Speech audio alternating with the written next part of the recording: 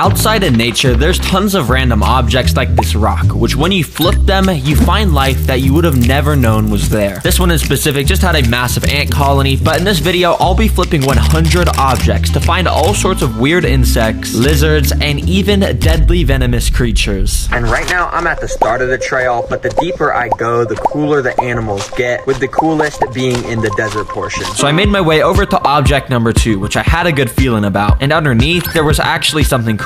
Oh, second rock, there's something here. Check it out. It's a little rough-skinned newt, which if you didn't know are actually like pretty dangerous. Yeah, you heard that right. There's a toxic chemical sitting on the skin of this. And if you touch it and then touch your eyes or mouth, you could get poisoned. Alright, sorry for disturbing you. Let me leave you now. Right next to the newt, I found object number 3, which had nothing underneath. Most of the objects will have nothing, so from now on, I'm just gonna skip all. I'm just gonna touch it with the stick. But I learned that it's actually called a Pacific banana slug, and apparently it's one of the biggest slugs in the world. They can get way bigger than this. The next few objects I flipped had nut number 10, which when I flipped, I found a Jerusalem cricket, which is this really weird looking bug that's basically a mutation between a cricket and an alien. After the cricket went into the dirt to hide, I flipped some of the stuff nearby and found another millipede. This guy is also poisonous, which you can tell by its bright old blanket someone had left behind, which surprisingly didn't have anything hiding under it, but for some reason there was this little leaf which had grown from the blanket. But the second thing I flipped near the stream had the first really cool thing of the journey. Oh my gosh, wait, there's a scorpion right here. This is the first scorpion. In specific, it was a small California forest scorpion, which was just sitting there with its stinger ready to strike. With the cooler animals like this, I'm gonna put them in this clear container and take out the backpack. As you know, I've prepared all the stuff in here so I can interact with some of the creatures. And for this guy, I've got some super worms, which yes, are literally just live worms I wanted to try and feed to the scorpion. I put one of them in front of him with some tweezers, and right away he went into defense mode with his stinger up in the air. He kept even grabbing it with his pinchers to basically give it a warning and tell it not to disturb him. Oh, looks like he's trying to run away. I don't think he wants to be here anymore. Let me let you loose.